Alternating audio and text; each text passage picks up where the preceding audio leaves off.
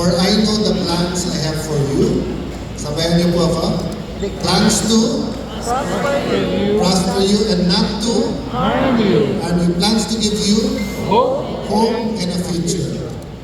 Pakisabi po, please tell your seatmate, God has great plans for you.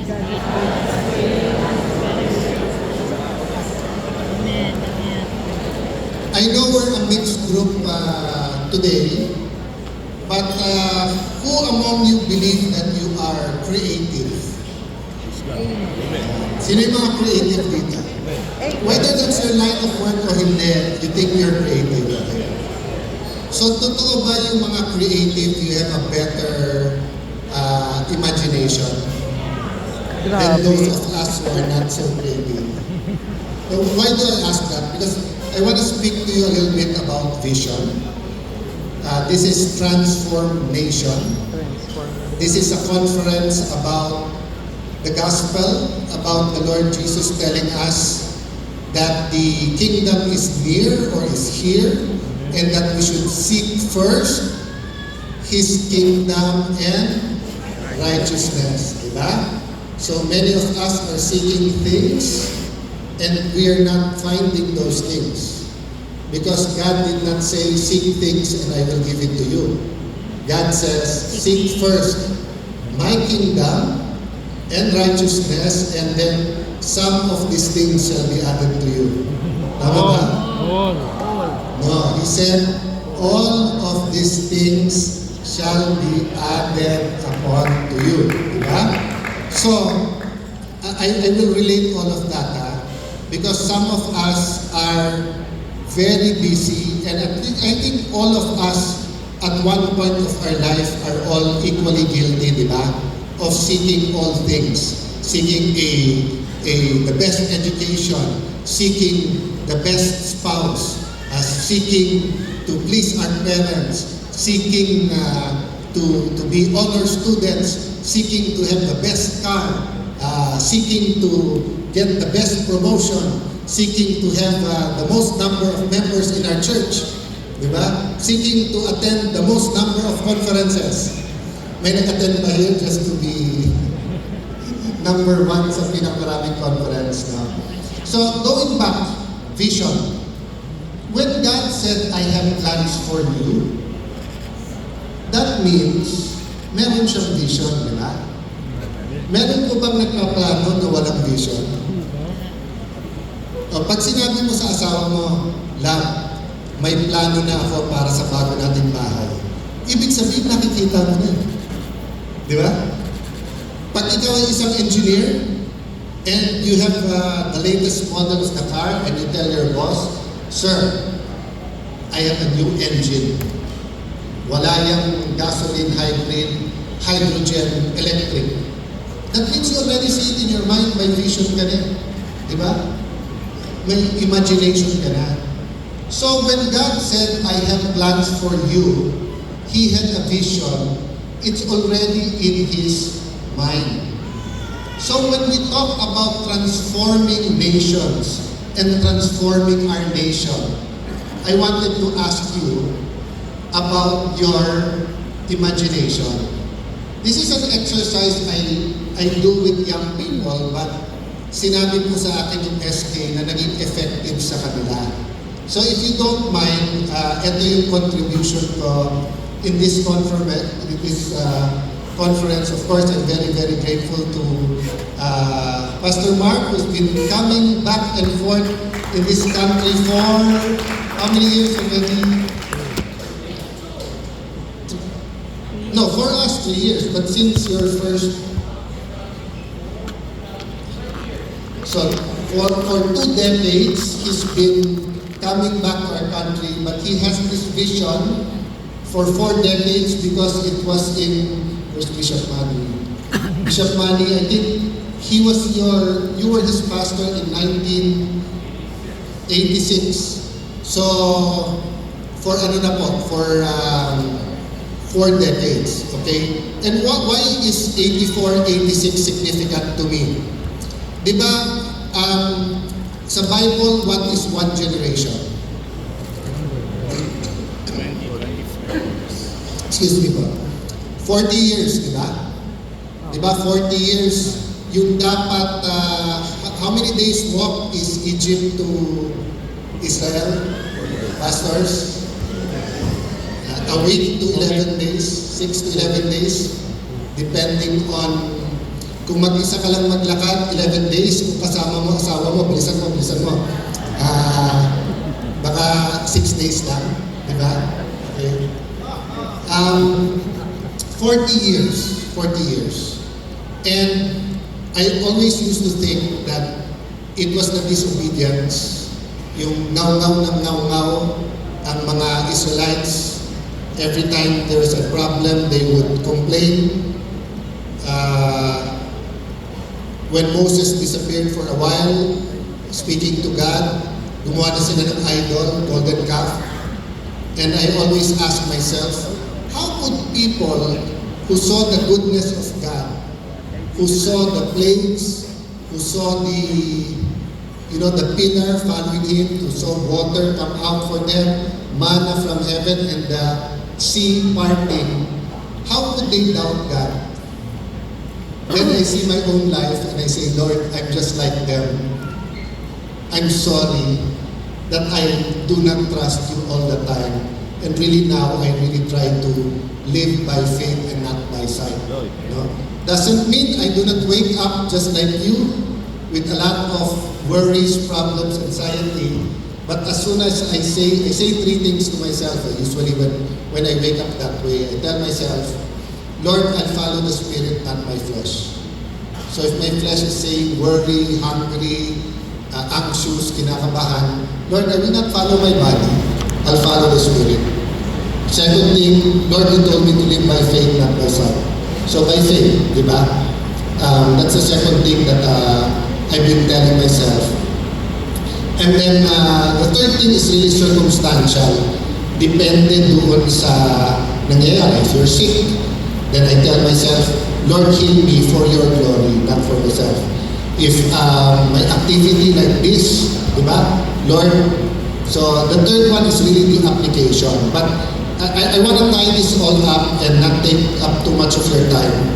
The reason I tell you this is because in one generation, 40 years, I was listening to this pastor, and apparently there's been this teaching that the reason why it took one generation is because the Israelites left Egypt, but Egypt did not leave the Israelites.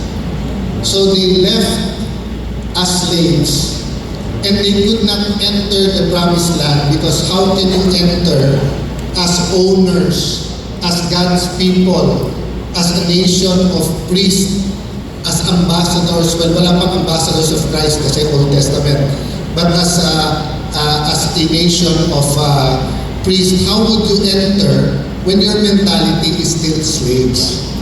Diba? So if I own the biggest corporation in the Philippines, or I own Apple, and you're all my employees, and I'm going to retire, and I'm going to pick today one of you to succeed me, and I'm going to give you my shares, how can I give it to you if you're thinking as an employee? Babaksak lang yung kumpanya, malulugi lang. Diba? I have to wait. Whether I give it to you as a group or I give it to individual, I have to wait till that individual is thinking like the owner, like the visionary, di ba? So, when we're doing a little bit of research, in 1906, so ano yung shortcut ng Pilipinas history, di ba? The shortcut, I don't know if Sister Irene or Irene has heard the shortcut joke of the history of the Philippines. It's 300 years of the Catholic Church and then 40 years of Hollywood. Because almost 400 years of Spanish, then the Americans, a short period, very cruel period of the Japanese, and then back to the Americans, but instead of giving us independence, they said we're not ready, and then they took over. Then they gave it through a Commonwealth. So in 1906, a proclamation was issued that the official language is changed from Spanish to English. And that was significant. Why? Because in the Spanish period, only the elite can speak Spanish or hear Mass in Latin and Spanish, di ba? Pag mga Indio ka, hindi. There was a class system. So by merely changing to English, opening up universities and saying, you're all welcome in our universities, was a big change. 1906. In 1946, was the Commonwealth ended. We transferred to the government of the Philippines. So from the United States being our official government with Filipino officials, it was transferred to the Filipinos. In 1986, we had the People Power Revolution. No? So in 2026, what is in store for us? I do not know. But what is in store for us? Diba? So if in 1906, God took out the spelling of class system or whatever sa Spanish that only the elite are good. In 1946, if He tried to take out from us the colonial mentality or that we're not ready, if in 1986, we passed a lot of things. Remember, even before martial law, there was many problems, di ba? So, but I wonder what wilderness God is taking us out of in 2026, di ba? But for those in local government, October is budget season. So the budget for 2025 is being done now. So imagine if this was 97, 98, 99, what was on your minds, mga kababayan, mga kapatid, in 97, 98, 99? Diba all of us were thinking of the year 2000? All of us were thinking of the millennium bug. Will the computer stop? What will be the world in 2000? Diba? Hindi pa tayo lahat WhatsApp, Viber, Facebook, Internet. So, the exercise I want you to think of is this. Can you close your eyes? 30 seconds lang to. 30 seconds. Where will you be, your family, your church, the Philippines, where will be in 5 years? Bigyan lang tayo talaga. Just imagine lang. Will we look more like Singapore, like Japan, or will we look like a crowded India? Will we look like what the Philippines looked like 20 years ago? 5 years from now? 10 years from now? 15 years from now? O sagarin na natin, if 2000 was a significant year, hindi ba significant ang 2050? So yes, for those of you who are as old as me or 10 years older, so I'm 53, 25 years from now, I will be 78. If you are 10 years older than me, you'll be 88. So open your eyes. Okay. Try to do that tonight also as you sleep. Nasaan ang Pilipinas ng 2050? The next generation. And I'll close with 3 reasons why I tell you that. First reason, God has a plan to prosper and not harm us. Plans to give us a future.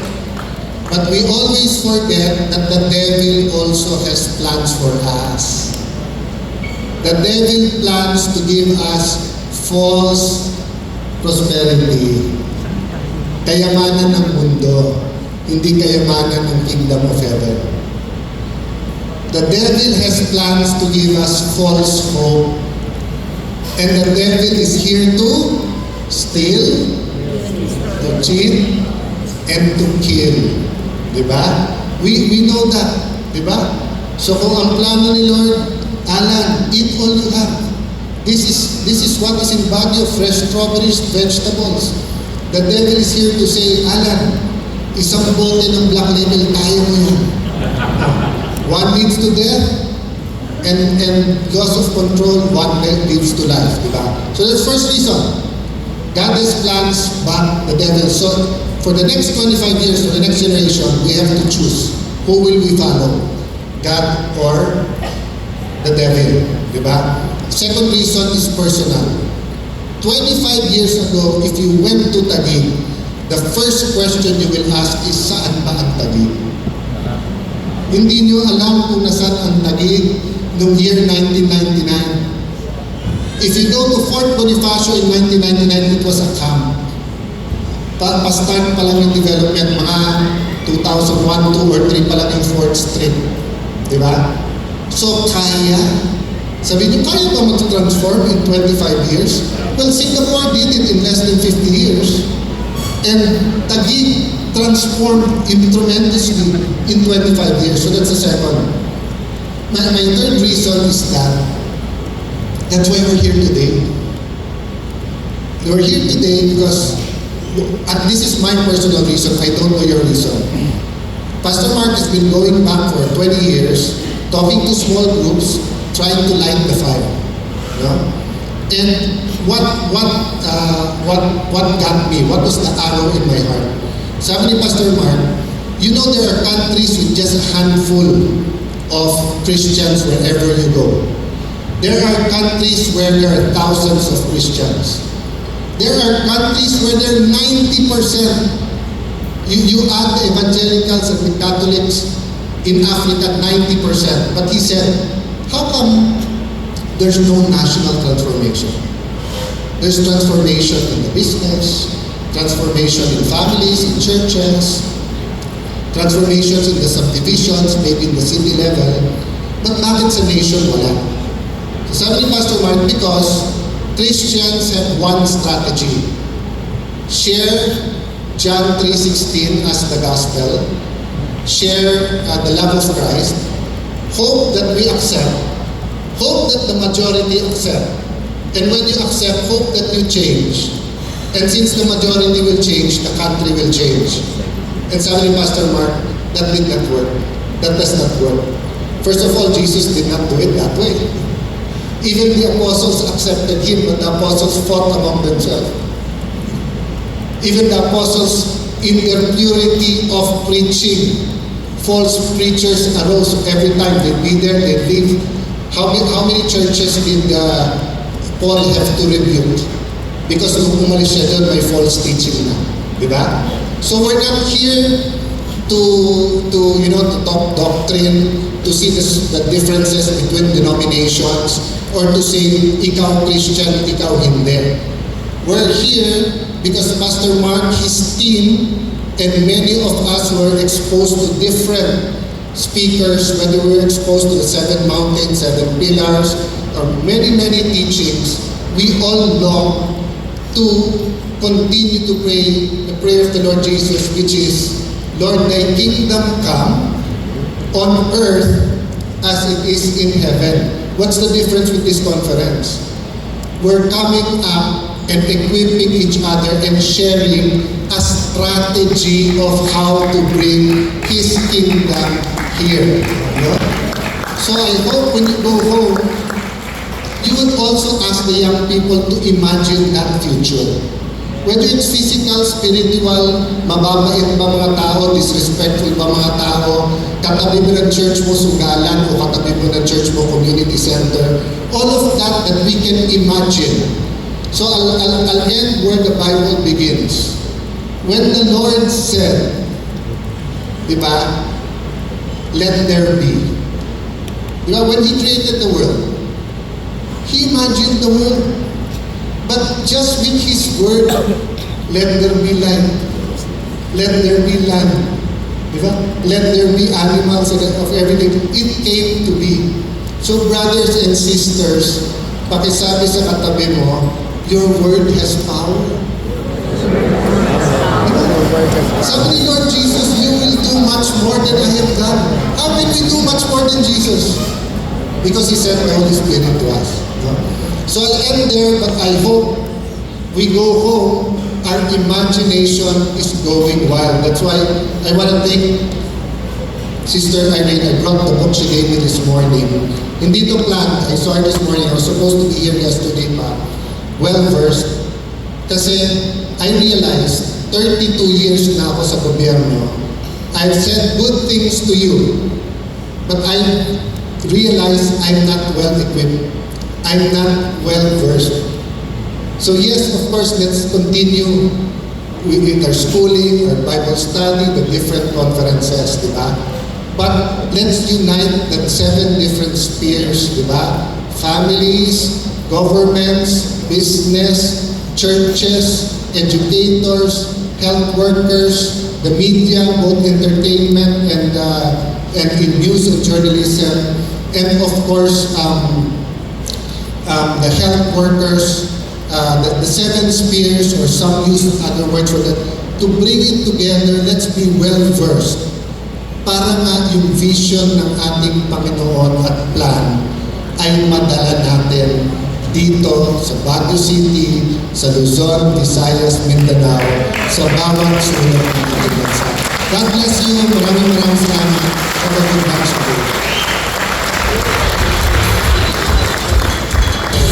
Could we ask Mayor Lani to come forward, come to the stage and the court team? We're going to pray again.